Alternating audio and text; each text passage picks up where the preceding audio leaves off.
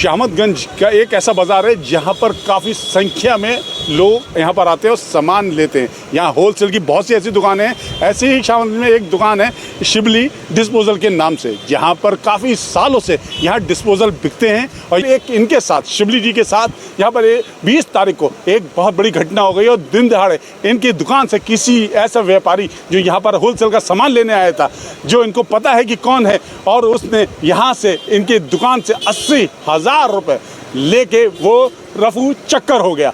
देखिए किस तरह का समाज है, यहाँ पर एक दुकानदार बिल्कुल अपने जो ग्राहक होता है उस पर भरोसा करता है। उसके भरोसे पर उन्होंने पैसे अपने टेबल पे रखे, जो ये टेबल है इस टेबल पे पैसे रखे, और पीछे घूम के जब वो पैसा निकालते हैं, सामान निकालते हैं, तो उसके बाद वो आदमी अपने थैले में वो पैसा रख लेता है। जैसे कि इनका आरोप है, इनका आरोप यह है कि जब मैं सामान निकाल रहा था, निकालने के बाद जब मैंने इस टेबल पे वो बार बार मुझे परेशान करता रहा कि मुझे जल्दी दो, मुझे जल्दी दो, मुझे जल्दी जाना है।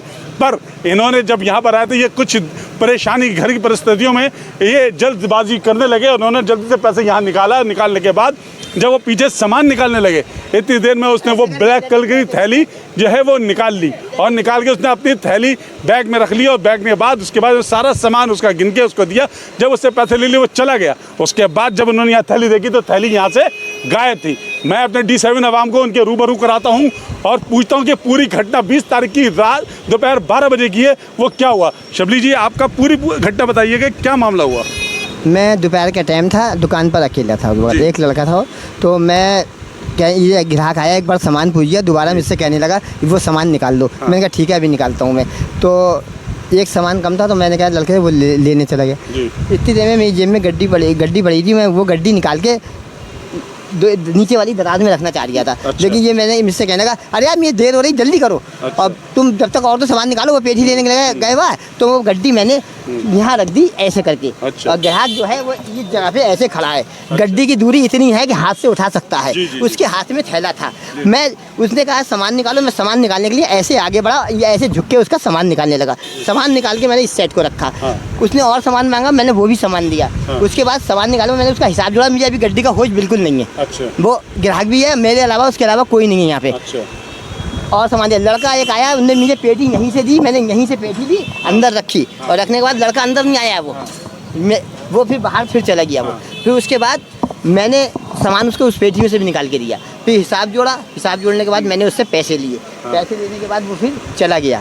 जब वो चला गया तो मैंने कहा मैं गड्डी नीचे रख दूँ। जब मैंने गड्डी देखने के उठाया तो वो गड्डी वहाँ से गायब थी। अच्छा। कम से कम 1-1.5 घंटे बाद वो मुझे मिला। तो मैंने उससे पूछा कि भाई आपसे कुछ पूछना है, यहाँ से गड्डी गायब हो गई। तो कहने लगा कि वो गड्डी जो थी हमने तो उठाई नहीं। तो मैंने कहा नहीं उठाई, आप बैठ जाइए, बैठ के बात करना। तो बोला मुझे क्यों उठा लो, मैं नहीं बैठा हूँ। और छुड़ा के भागने लगा। ये सबको मालूम है, बाज़ार वालों से पूछ लीजिए। छुड़ा के भागने लगा। बड़ी मुश्किल से उसे मैंने कब्जे में करा। फिर इनके हाथ चीता वालों को बुलवा के उसे चौकी भिजवाया। जब उसे चौकी भिजवाया गया तो चौकी में मैंने यहाँ भी पूछा, ये बताओ आप कहीं गए थे, आपने कोई सामान ख़रीदा या किसी से मिले? बोले ना, आज मैं मेरे बच्चों का जन्मदिन था, मैं अपने बच्चों का सामान लेने के लिए आया था जन्मदिन का, और मैंने कोई सामान नहीं ख़रीदा, बस तुम्ही से ख़रीदा, ना मैंने किसी को कुछ दिया है। फिर उससे चौकी में पूछा, उसने फिर भी यही कहा।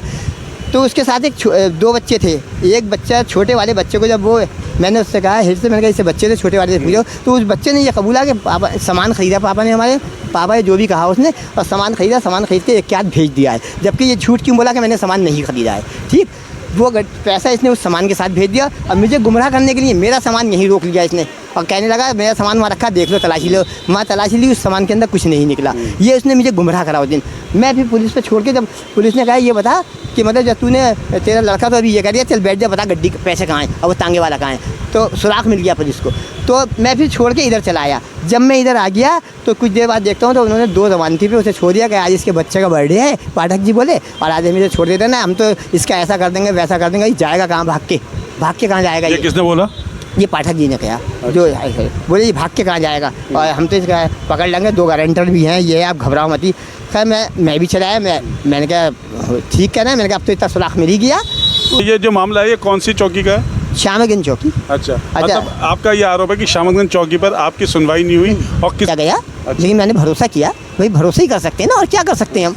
तो कहते अच्छा, हैं इस मसले को जो आपके साथ जो ये घटना हुई है, इस घटने को अभी तक 6 या 7 दिन हो चुके हैं। जी जी कोई कार्रवाई नहीं। आज हम एसपी ऑफिस भी गए थे। अच्छा। और थाना उसे बृहस्पतिवार ने हमने थाने में भी इत्तला कर दी थी। तो उन्होंने एसओ साहब ने कहा था कि इनसे भूपेंद्र जी से या तो इसके रुपए दिलवाओ और नहीं तो उसे जेल भेजो। खैर उसी दौर पूछना चाहूँगा शिबली जी कि आप इतनी मोटी रकम 80,000 रुपये आप यहाँ पर क्यों लेके आए? ऐसा था, मुझे उस दिन सामान ख़रीदना था। मुझे पैसे करके 20,000 रुपये और डाल के मुझे देना था और कुछ सामान ख़रीदना था मुझे अपने डिस्पोजल के सामान के लिए। मेरे यहाँ ये पेटीएम लगाए, इस पेटीएम के 60,000 रुपये उसमें से निकाले थे मैंने टाइम में से सेंट्रल बैंक से। ये पेटीएम सेंट्रल बैंक में जाते हैं पैसे। तो जब पैसे निकालूंगा जब तो सामान दूसरा खरीदूंगा। पेटीएम के पैसे इकट्ठे हो जाते हैं। अब 20,000 मेरे अपने थे जो मैं घर से काली पन्नी में बांध के लेकर आया था। ATM से सेंट्रल बैंक से 1 दिन पहले पैसे मैंने निकाले थे। अब 20,000 रुपये घर से काली पन्नी में बंधे हुए थे और यहाँ काली पन्नी निकाल के मैं यहाँ मतलब नीचे डालना चाह रहा था। इतने में आगे बोला मेरा काम कर, मेरी मत काट दी बस। उसके बाद मेरी चौकी में कई बार इन लोगों से मीटिंग कराई गई लेकिन नतीजा कुछ नहीं निकला। मैं नतीजा शून्य है जी, कुछ नतीजा नहीं निकला। अच्छा, मैं एक चीज़ जानना चाहता हूँ। मैं कहना चाहता हूँ मेरे रुपए गए। अगर मेरे रुपए नहीं गए हुए तो पुलिस चाहे मेरा जो चाहे हाल करे, चोर से पत्थर हाथ करे मेरा। अगर मेरे रुपए नए गए हुए और उतने ना लिए हुए। अच्छा, मैं एक और वो रहने वाला कहाँ का है? केसरपुर।